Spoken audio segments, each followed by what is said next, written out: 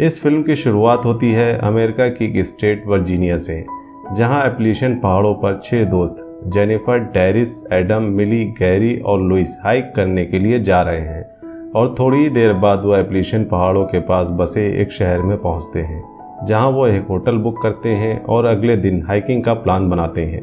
अब अगले दिन की सुबह होती है और हम देखते हैं कि जेनिफर सुबह सुबह वॉक कर रही थी कि तभी उसकी नज़र सड़क के किनारे एक औरत पर पड़ती है जिसका नाम एडिथ था, जो कि छोटी मोटी चीज़ें बेच रही थी। तभी जेनिफर एडिथ के साथ एक बच्ची को देखती है जिसका नाम रूथ था। इसके बाद जेनिफर एडिथ से बैंड लेकर वहाँ से चली जाती है और हम देखते हैं कि वो सारे दोस्त हाइकिंग पर जाने के लिए तैयार खड़े हैं। तभी उस होटल की रिसेप्शनिस्ट जेनिफर को सावधान करती है कि इन पहाड़ों पर कुछ भी हो सकता है, इसलिए वो हमेशा मेन रास्ते पर ही रहे और उस रास्ते के अलावा किसी और रास्ते से ना जाए।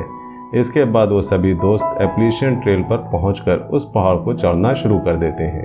अब वहां थोड़ी देर चढ़ने के बाद डेरिस सबको बताता है कि वहां से थोड़ी ही दूरी पर एक बहुत पुराना किला है जिसे उन्हें ज़रूर देखना चाहिए, लेकिन ये किला मेन रास्ते से अलग दिशा में था।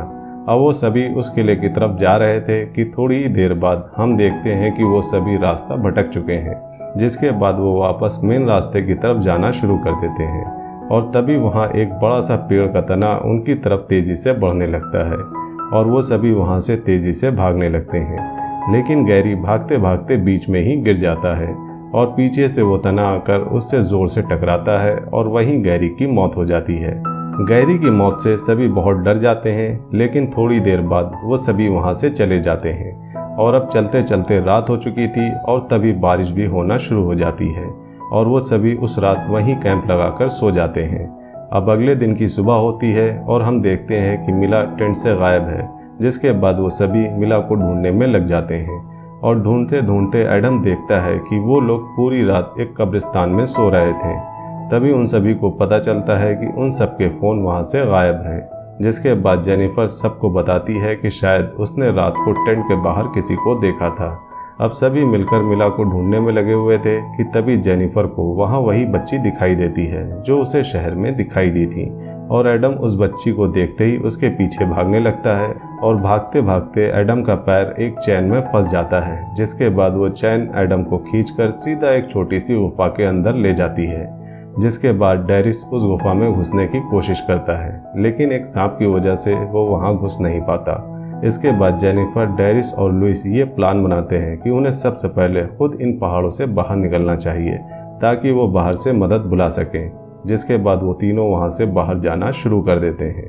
थोड़ी ही देर बाद वो एक खंडर हुए घर में पहुंचते हैं, जहां उन्हें कई सारे फ़ोन, कपड़े, जूते और बाकी सामान मिलते हैं जो कि उनसे पहले आए हुए लोगों के ही थे। तभी उन्हें घर के बाहर 2 लोग दिखते हैं जो कि एडम को लेकर जा रहे थे। जिसके बाद वो सभी वहां पहुंचकर उन्हें रोकते हैं और एडम को छोड़ने के लिए कहते हैं, लेकिन उन लोगों को इनकी भाषा समझ में नहीं आ रही थी। लेकिन तभी एडम पीछे से उनमें से एक पर वार कर देता है और ये मानकर कि उन्होंने ही मिला को भी मारा होगा, वो उस पर वार करते चले जाते हैं। जिसके बाद उसकी मौत हो जाती है और उसका साथी वहां से भाग जाता है। तभी हम देखते हैं कि वहाँ एकदम से मिला आ जाती है, जिसके बाद वो सबको बताती है कि वो सुबह सुबह बाथरूम करने बाहर गई थी और जैसे ही उसने उन दोनों लोगों को देखा तो उनसे बचने के लिए वो झाड़ियों में छुप गई थी और जब वो वापस आई तो कैंप पर कोई भी मौजूद नहीं था। जिसके बाद उन सभी को पता चलता है कि उन्होंने बिना किसी वजह से उस इंसान को मार दिया है। खैर, इस बारे में एक दूसरे से थोड़ी देर बहस करने के बाद वो सभी वहाँ से बाहर जाना शुरू कर देते हैं कि तभी हम देखते हैं कि उस जंगल के बहुत सारे लोग उन पर हमला कर देते हैं। जिसके बाद वो सभी वहाँ से तेज़ी से भागने लगते हैं और भागते भागते मिला एक गड्ढे में गिर जाती है, जिसमें कई बड़े बड़े स्पाइक्स लगे हुए थे और उनमें से कुछ स्पाइक्स मिला के शरीर के आर पार हो जाते हैं। जिसके बाद वो सभी एक एक करके पकड़े जाते हैं।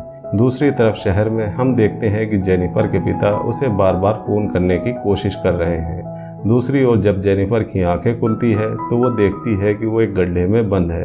तभी वहाँ एडिथ आती है और उसे थोड़ा पानी और खाना देती है।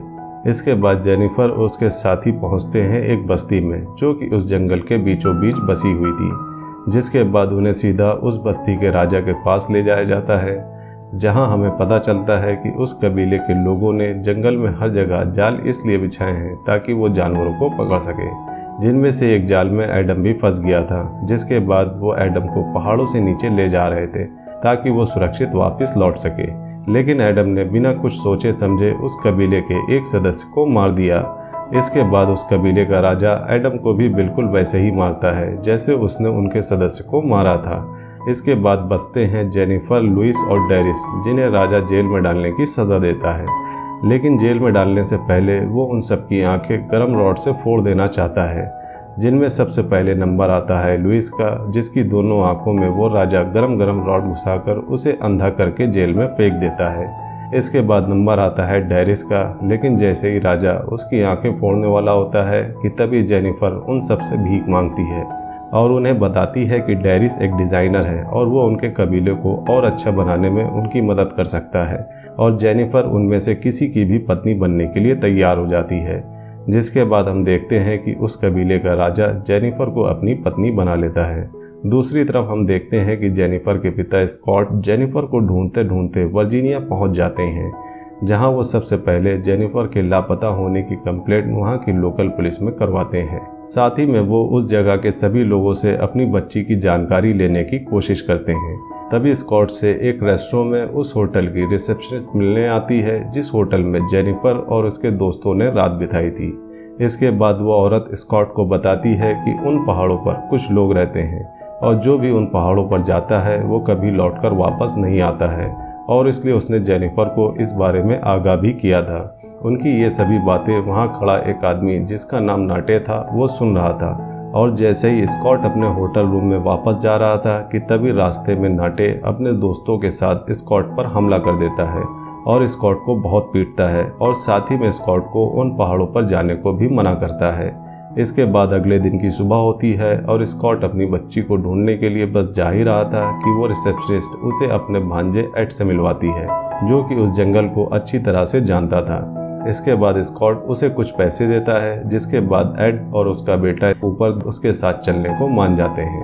अब एड और उसका बेटा कूपर दोनों स्कॉट के साथ उस जंगल में शिकारियों के जाल से बचते हुए जा रहे थे कि तभी कूपर एक गड्ढे में गिर जाता है और एड उसे बचाने के लिए उसकी तरफ तेजी से बढ़ता है, लेकिन वो एक जाल था जिसमें फंसकर उन दोनों की मौत हो जाती है।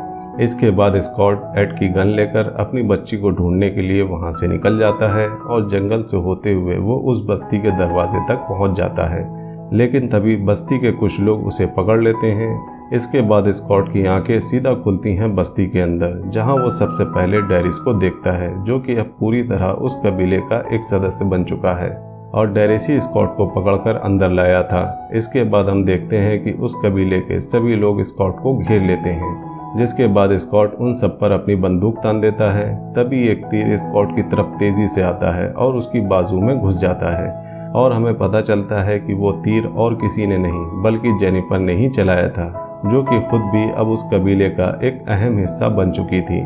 इसके बाद उस कबीले का राजा वहां आता है, जो कि स्कॉट को जेल में भेजने की सज़ा सुनाता है, लेकिन जेल उसे सुबह भेजा जाना था, जहां उसकी आंखें भी साथ में फोड़ दी जाएंगी।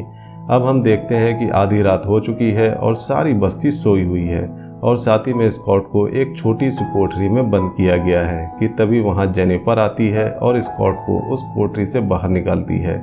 इसके बाद जेनिफर डेरिस को अपने साथ लेकर आती है, लेकिन हम देखते हैं कि डेरिस को ये कबीला इतना अच्छा लगने लगा था कि वो यहाँ से बाहर नहीं जाना चाहता है, जिसके बाद जेनिफर डेरिस को वहीं छोड़कर अपने पिता के साथ वहाँ से भागना शुरू कर देती है।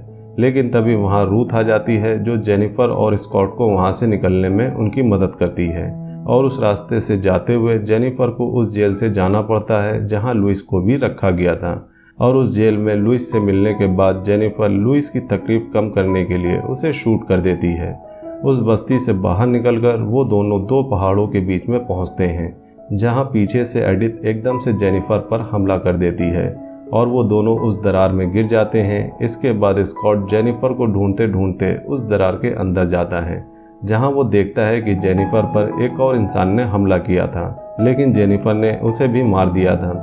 इसके बाद वो दोनों वहां से आगे बढ़ते हैं। भागते भागते उन्हें आगे नाटे और उसके दोस्त मिलते हैं, जिसके बाद नाटे उन्हें बताता है कि उसने भी अपने भांजे को खोया है इन्हीं बस्ती वालों की वजह से, और इसीलिए उसने स्कॉट को भी पीटा था ताकि वो उस पहाड़ों पर जाने की जिद छोड़कर वापस अपने घर लौट जाए। इसके बाद नाटे जेनिफर और स्कॉट को बचाने के लिए दूर से आते हुए बस्ती वालों पर गोलियां चलाना शुरू कर देता है। इसी भिड़ंत में नाटे के भी कुछ दोस्तों की जान चली जाती है, लेकिन आखिर में वो सभी नाटे के ट्रक में बैठकर सुरक्षित वहां से निकल जाते हैं। इसके बाद कुछ समय बीत जाता है और हम देखते हैं कि जेनिफर अपनी जिंदगी में वापस लौट चुकी है और रोजमर्रा के कामों में बिजी रहने लगी है। लेकिन तभी एक दिन हम देखते हैं कि कबीले का राजा अपने कुछ साथियों के साथ जेनिफर के घर पर पहुंच जाता है और तब हमें पता चलता है कि जेनिफर उस राजा के बच्चे की मां बनने वाली है। जिसके बाद जेनिफर उससे कहती है कि वो उसके साथ तभी चलेगी अगर वो उसकी फैमिली को कभी हानि नहीं पहुंचाएगा। जिसके बाद राजा जेनिफर की ये बात मानकर उसे वहां से ले जाता है और वैन में बैठने के बाद वो सभी वहां से चल देते हैं। लेकिन थोड़ी दूर जाने के बाद ही रास्ते में ही वैन का एक्सीडेंट हो जाता है और हम देखते हैं कि जेनिफर उस राजा समेत उसके सारे साथियों को भी मार देती है और अब आखिर में सिर्फ वहां रूथ ही बची थी, जिसे लेकर जेनिफर वहां से चली जाती है और यही इस फिल्म का अंत हो जाता है। तो ये थी रॉन्ग टर्न 2021 फिल्म की सारी कहानी। आपको ये कहानी कैसी लगी हमें कमेंट्स में ज़रूर बताइएगा। अगर मूवी का एक्सप्लेनेशन पसंद आया हो तो वीडियो को लाइक करिएगा और चैनल को सपोर्ट करने के लिए सब्सक्राइब करिएगा, ताकि हम आपके लिए ऐसे ही इंटरेस्टिंग मूवीज़ के एक्सप्लेनेशन लाते रहें। मिलते हैं नेक्स्ट मूवी एक्सप्लेनेशन वीडियो में, तब तक के लिए बाय बाय।